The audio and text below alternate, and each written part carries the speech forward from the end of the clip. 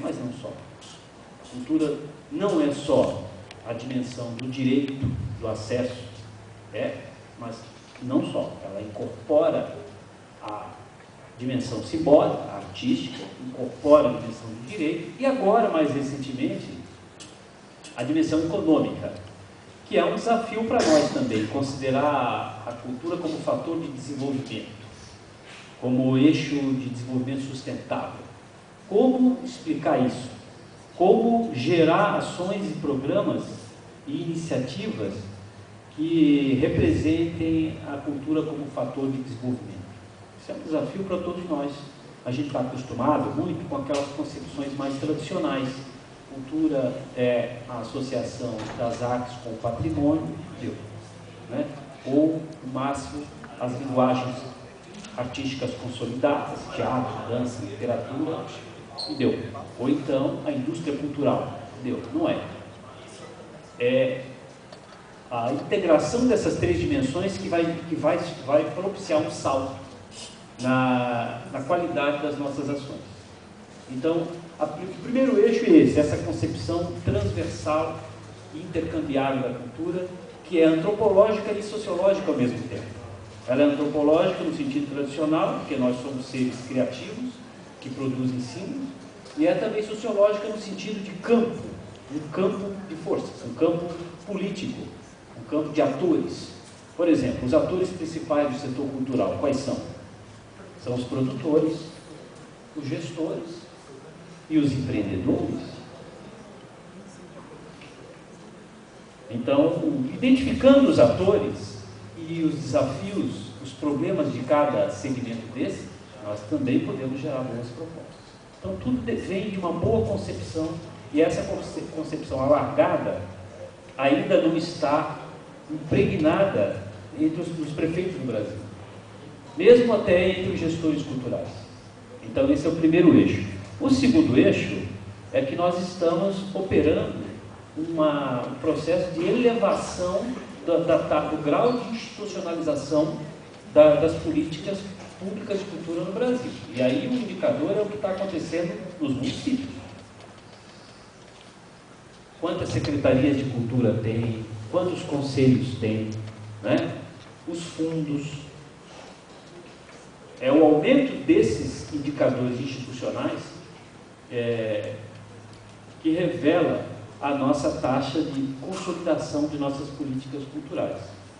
Saiu agora pelo IBGE o último levantamento do perfil de cultura dos municípios. Vão lá, deem uma olhada na base de dados, porque tem município por município, Santa Catarina. Então eu trouxe um dado aqui, por exemplo, para esse eixo, nós temos em Santa Catarina, onde está esse papel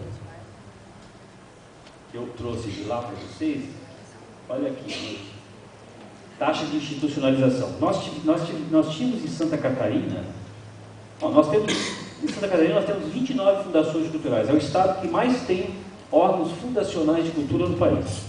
Nós temos uma tradição fundacional, né? O sistema CAF, criado nos anos 70, algumas delas ficaram pelo caminho. Temos já 2 secretarias exclusivas de cultura. Não tínhamos nenhuma. Temos Chapecó e Florianópolis, né? E algumas fundações que têm status de secretaria, né? Vinculadas diretamente aos prefeitos. Tudo isso são indicadores da institucionalização do nosso setor, que está baixo ainda. Agora, tem um dado positivo, que é sobre os conselhos de cultura. Em 2006, pelo IBGE, nós tínhamos em Santa Catarina 41 conselhos apenas, para 293 municípios. Em 41.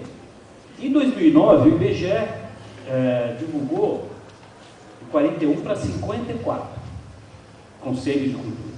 Nós temos 295 municípios. A existência de conselhos de cultura municipais atuantes, é o melhor indicador do grau de institucionalização da cultura. Porque se eles estão operando, é porque o órgão executivo lá está funcionando de alguma maneira. Sabe quanto que nós passamos em 2012? Isso aqui é declarado pelos municípios em 2012, foi divulgado mês passado. Nós passamos de 54 Conselho de Cultura de 2009 para 98. De 2009 para 2012. E está crescendo. Já não é nem mais esse número. Então, nós estamos vivendo um processo de consolidação institucional. Os conselhos estão aumentando a cada dia, o número já é maior, e é um indicador positivo. Não vai ter volta. Nós vamos continuar aumentando essa taxa de institucionalização. E municípios de médio porte, até 50 mil habitantes, têm um papel fundamental, principalmente na região sul do Brasil. O terceiro eixo é que nós estamos implantando, está sendo implantado no Brasil, um sistema. É o SUS da cultura, né? E é um desafio, porque fazer uma gestão compartilhada, com base em recursos e metas, divisão de responsabilidades entre município, Estado e União, não vai ser fácil. Mas a gente tem informações de que a implantação do Sistema Nacional de Cultura está comparativamente mais rápido do que foi a instalação do SUS no Brasil, que levou 12 anos para consolidar. Lembra? Não sei quem lembra aqui da época da reforma sanitária. Então, está a passos acelerados, já vencendo etapas, e essa agenda sistêmica talvez seja a coisa mais importante em termos de política cultural no Brasil, é fazer valer uma ação compartilhada, uma gestão compartilhada entre os três entes federados. O Sistema Nacional de Cultura é o tema principal da conferência. O que o Ministério quer fazer é pedir aos municípios, aos conferencistas, nós, que avaliem o impacto da implantação do Sistema Nacional de Cultura, que a gente já vai ver, no território, no município. Então, eles estão pedindo para avaliar, porque nós estamos aí temos 5.600 municípios, tem 1.300 que aderiram ao sistema. Precisa acelerar. Mas está sendo implantado progressivamente. Então, esse é o terceiro eixo, que é estruturante, né? E que em Santa Catarina a nossa luta é para que haja um sistema estadual de cultura, né? Essa é a luta que eu estou encarnado a fazer há muito tempo. E o quarto eixo é planejamento de longo prazo. Então, para integrar-se ao sistema, os municípios precisam fazer planos com vigência de 10 anos. E aí é outro desafio, porque nós não temos uma cultura de planejamento. Não temos uma cultura de planejamento. A gente é muito imediatista. E existem ações que precisam ser calculadas com recursos para médio prazo, curto prazo, longo prazo. Então, nada como, não sei como está aqui em Jaraguá, mas nada como preparar um plano, aprová-lo em lei e ele servir, então, de indicador das atividades da Fundação Cultural. Nós precisamos de planos municipais de cultura. Esse é outro eixo. Visão de longo prazo, planejamento, metas. E para nós que somos da cultura, isso às vezes é um bicho de 7 cabeças, que a gente nem sabemos elaborar metas às vezes. Nós precisamos de boas parcerias dentro da própria prefeitura, com os setores de planejamento, de orçamento. É bom que essas pessoas até participem do Conselho de Cultura, né? Então, esse é um outro eixo importante da nova política cultural brasileira. Pode passar, por favor? Isso aqui é só um gráfico dessa tridimensionalidade.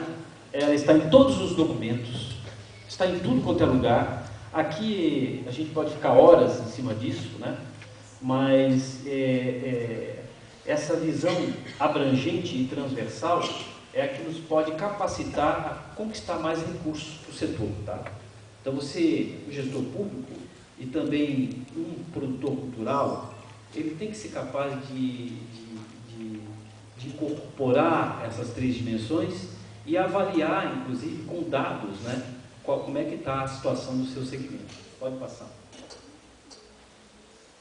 Outra coisa importante é a gente, para elaborar propostas, ter em vista uma distinção muito clara, gente, que precisa ser feita entre política de governo, política de Estado e política pública, né?